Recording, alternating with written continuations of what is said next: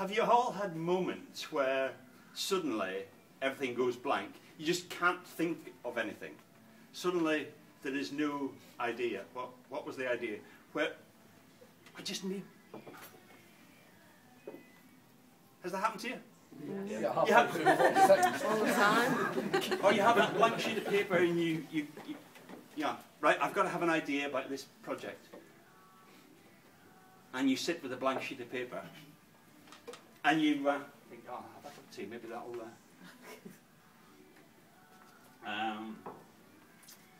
I'll just switch on daytime television, maybe. Yeah. And nothing happens. You just keep on sitting there, staring at a blank sheet of paper, and there is no ideas at all. It's very common. It's happened to me. It happens to everybody. But the interesting thing is that once you understand how you think, you don't have to worry about that ever again. You can be a lot more relaxed, and you can think, life is easy because the thinking can be done when I'm not thinking. Because that's exactly what happens. If you understand that the brain is like your hardware in your computer, and your mind is the operating system. And all your life you're piling in software, information that becomes software that you can program at will when you will. You don't have to go out to PC World and buy a new box off the shelf. You can do it yourself all the time. And once you understand how this works, it makes life so much easier. The interesting thing is that scientists will tell you that you only use your brain 10% consciously and the rest unconsciously. For me, the way that works is that that 10% is not actually doing any thinking whatsoever. It's the other bit. It's that big bit. That's that really powerful bit that is actually doing the thinking.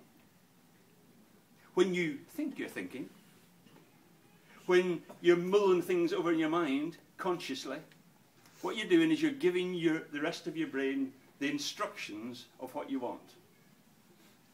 Once you grasp that concept, you can tailor how you organize what you're saying to yourself in the conscious part of your mind. Because we are all talking to ourselves all the time. You're doing it right now. You're having little conversations with yourself in your mind. You're thinking, what is that idiot doing standing up there? What on earth is he going on about? So you can read minds as well. Isn't it great that the sun has just come out outside? I am enjoying my cup of coffee or my orange juice. There's all sorts of things going on consciously in your mind, even though you think you're trying to listen to me. But if you understand how that works, then you can give yourself instructions to think about what it is you want to think about. You can take those problems and give your mind, give your unconscious mind the brief of what it is you wanted to come up with. And even better than that, have you all had that moment where you woke up in the middle of the night and went, oh, I've had an idea, I need a pen, I need to write it down. I was that person. I used to have a pad and paper by the side of my bed. I used to have a pad and pen on the passenger seat of my car so that I could pull in and write down things when they came to me. I don't have to do that anymore because now I understand that I can tell my brain, tell my unconscious mind when I want the idea. I can say I am going to be sitting down at my computer or at my desk at 4 o'clock this afternoon. That's when I want the idea that I have just instructed you to think about. That may seem bizarre, but it works. Once you have mastered the techniques of working with that, you can come up with ideas to order, on time, every time. When I worked as a creative director in advertising, I used to have staff, and I used to brief them on things I wanted to come up with ideas on, whether it was an advertising campaign, whether it was some corporate branding, or whether it was some materials, or even a TV script. They would go away and they knew they had a deadline when they had to come up with the ideas by. They would come back and they would give me the ideas. I now use my unconscious brain in exactly the same way. And the most fantastic thing it is not one member of staff. It can be as many members of staff as I like, because I can give it as many briefs as I like.